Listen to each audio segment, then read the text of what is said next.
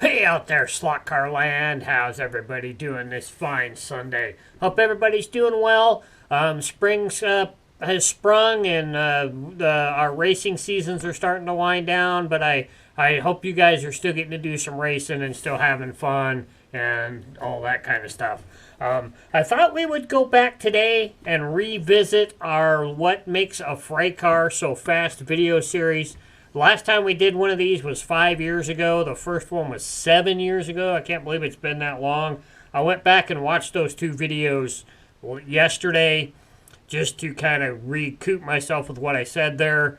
And man, we have come a long way in 7 years. I mean, we've gone from bottom of the rung builders to not the best builders, but we can build cars now that can compete.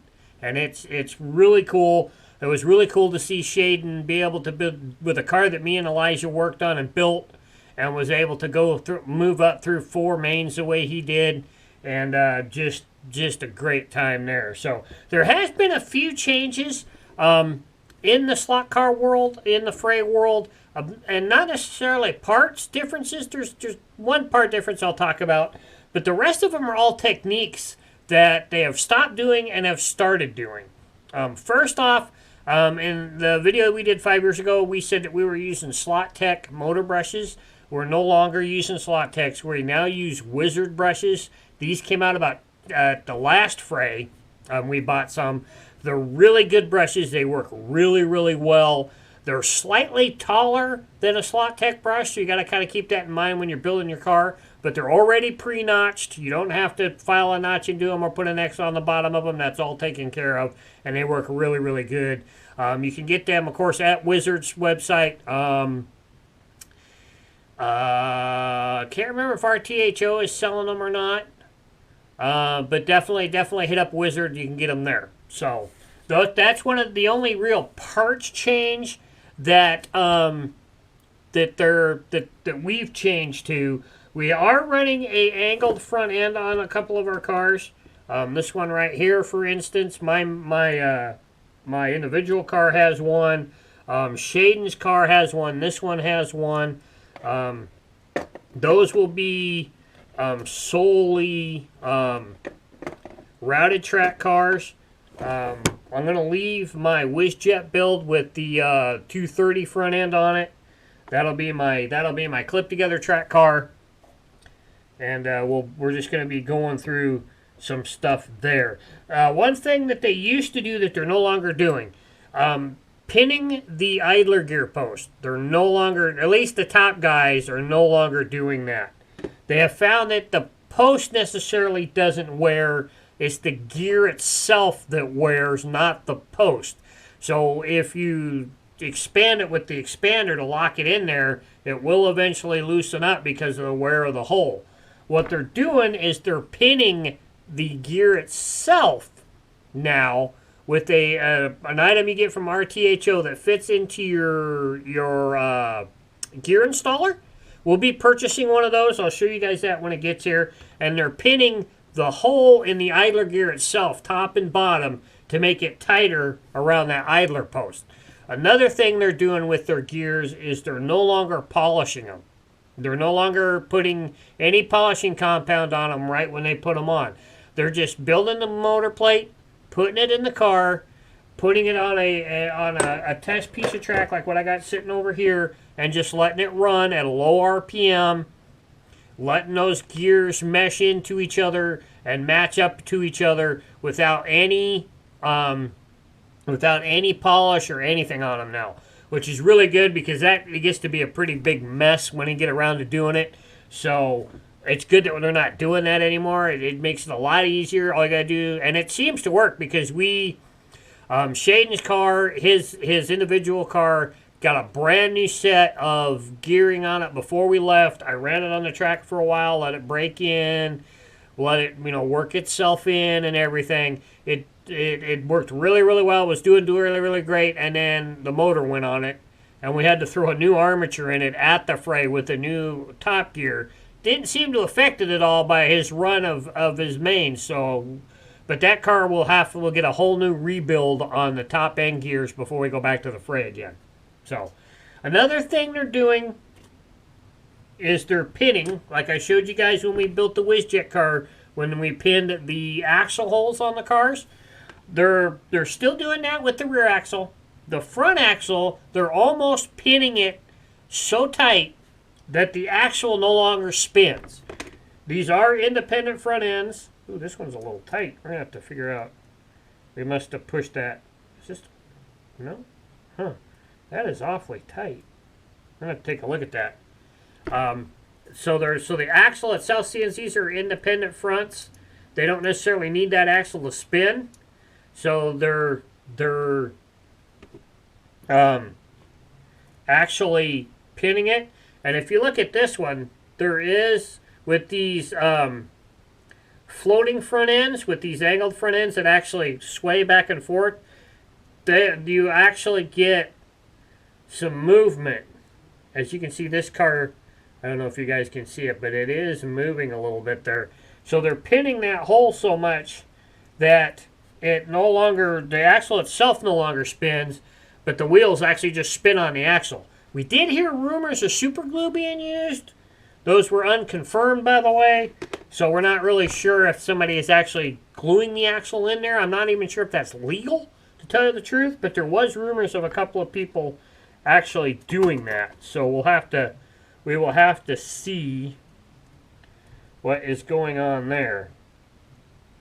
The other thing that they're pinning is the cluster gear shaft hole on the bottom of the chassis and on the motor plate to make that hole tighter and to get it to where the cluster shaft doesn't move from side to side, back and forth or side to side. So it's getting good mesh there as well. There's also rumors of them pinning the hole on the motor plate for the motor where the armature goes in. And we're going to be experimenting with all of this stuff.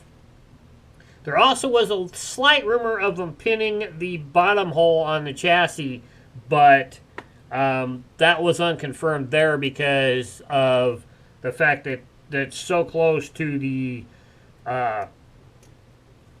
brush holes there that I think it would affect that a little bit. But those are just some of the changes that have come up. Some of the new bodies, if you guys go check out this week's parts bin, I showed the brand new Greg Davis M1 BMW body. Really, really cool there. Greg Davis does really good work. Go check him out. You check out the parts bin video from Wednesday, and you guys can figure out how to go find him. I also believe that he is listed at slotcarcrazy.com under the Fray tab. You can find him there as well. So those are a few of the changes. Still, silicone overfoams are still king. They are getting kind of spendy. We spent $240 for 20 sets of tires at the Fray this year, and we came home with 5 sets left. We bought 15 sets of 326s, 5 sets of 324s. We have 4 sets of 324s and 1 set of 326s left. So that shows you what tires go through at the Fray. You go through tires like I mean, it's real racing. You go through tires like nothing down there, and you got to have enough on hand to be able to make your car go really, really well. Elijah learned that last year. He threw on a set of new tires, practiced, broke them in, and then went to his qualifying, and it didn't work out for him with that car. That he didn't move up like he thought he was going to. This year, he threw a new set of tires on it right before qualifying. No laps on the car except for his hot laps, and then went from the E all the way to the B. So RC did a great job on tires this year. Hopefully they'll be that way again next year, and they'll all work out. Mostly all of the stuff is pretty much universal. RTHO gears are pretty much the standard still. Killer Bees are the top of the line motor magnets right now. They're the strongest you can legally run at the Fray, and pretty much everybody's running Killer Bees. Armatures vary between Dash.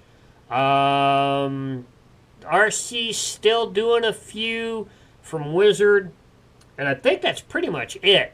for armatures down there. The dash one seemed to work really, really well. That's what got thrown into Elijah's car, or Shaden's car, when his went up in smoke. It was a brand new dash arm in that car. Seemed to do really, really well, so dash is still pretty good. Front ends are kind of a 50-50 between RTHO's front ends and OS3's. So that's kind of standard there. Pickup shoes, Wizard all the way. Wizards are the best shoes. Just the only really pre-bent, way to go, good to go. Motor brushes, pretty much between Wizard or Dash. We like the Wizard ones. The Dash ones seem to get really, really dirty really, really quick. Really get gunked up inside the motor area.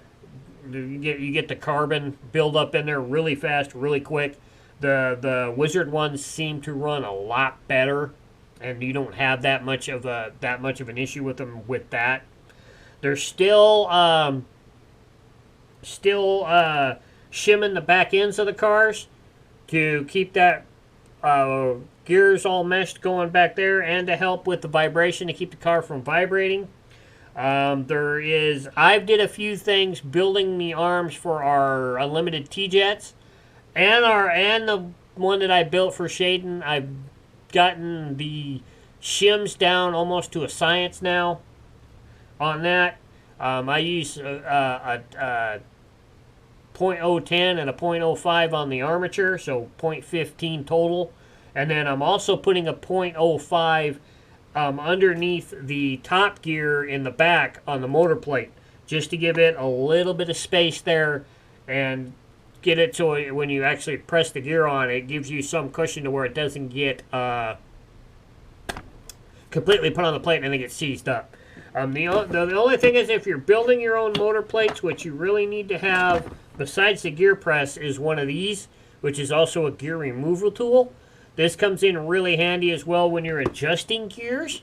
If you get them too tight, you can use this to loosen them up a little bit. This one is an RTHO one. I believe these are about $35 from RTHO. Might be 40 now. I'm not sure. I paid $35 for this last year at the Oregon Invitational from Norm. But I think that they're either 35 or 40 or 45 at RTHO, so you can go check that out there. But those are some of the main changes in Fray. Is doing away with the polishing of the gears, just going straight stock in there and letting them break in really slow on a piece of track or on the dyno at a low setting, and then kind of upping them as you go. That's why I've got mine set over here with a train transformer on it, so I can vary my voltage, so I can go really, really slow and just let the car sit there and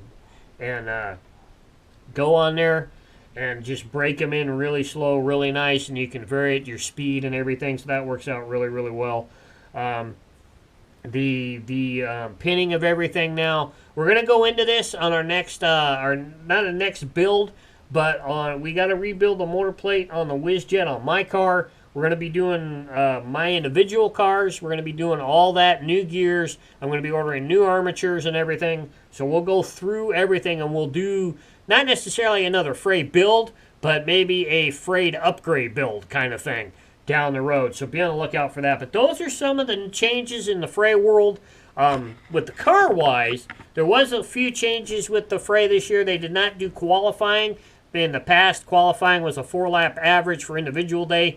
This year, they did a 30-second hot lap session, which was about 3 laps on blue track, like I said in the recap video. So that was some changes they made there. They've also made the Blizzard legal for IROC Day. It was going to be legal for Team Day, but that caused a big stink, and they went back and rectified that, and it's only legal for IROC Day. Cars legal for Team Day are your standard dash chassis, your WizJet chassis, and of course the NOS T-Jet chassis. The only car legal for the individual day is an original OS, new old stock T-Jet chassis. So that's some of the rules there. But those are the changes. We're going to be doing, like I said, we're going to be doing some upgrade videos here soon on our cars to get them ready for next year. Probably do that this summer sometime. I'm already going to start ordering parts here pretty soon with some new gear sets and some new armatures for these cars, and then we can start going through and start finding the best chassis and whatnot for our individual car. I really want to make some moves myself up next year, get myself caught up to Shaden at least. And we need to work on Shaden's car. It'll get a total rebuild with new gears and some of the stuff that we've learned here, and we'll bring that to you guys when we do those update videos and all that kind of stuff. So don't forget to check out the race action today. We'll be live streaming, I believe we'll be live streaming the Unlimited Magnet cars today. That'll be the second race, so it'll probably be 1:30, 1:15, 1:30-ish. So be on the lookout for that. The featured race will be the Unlimited T-Jets. So that'll be up next weekend, and then of course we'll have the recap video. This is race 11, second to last race of the season. We'll be crowning our Unlimited T-Jet champ, which will probably be Stan. We'll have to see how it works out. And then the Unlimited T-Jets, it could be one of three people. Stan has a shot at it, Shaden has a shot at it, Jim has a shot at it, and it looks like he'll be here for that race. And I also have an outside shot at that title as well. Don't think I'm going to get it, but we're going to try and see if we can get it for Shaden so he can have his first title here in the series. So be on the lookout for all of that action. Don't forget to check out the Monday walk around, the crash of the week, the Saturday speed shot, and everything else that we do here on the channel. Don't forget to go check out SlotCarCrazy.com. A lot of great websites listed there, a lot of great place to find parts and pieces, and a lot of great information as well. Don't forget to check out the merch shop. Not wearing one today, but don't forget to check out the merch shop. A lot of great stuff there and more shirts to come. So go check it out. Not just shirts, we have hats, we have mugs, cups, all kinds of cool stuff there. So go check it out. That's a Spreadshirt. That's a shop.spreadshirt.com/slotcar-crazy. You can also get there from slotcarcrazy.com. You can also get there from the YouTube channel itself. So go check it out.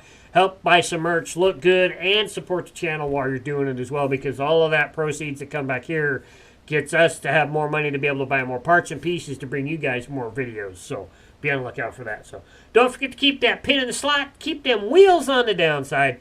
Keep racing slot cars. We'll catch you guys with the next video. Hope this helped you guys out. I'll catch you guys later. I'm out. Bye.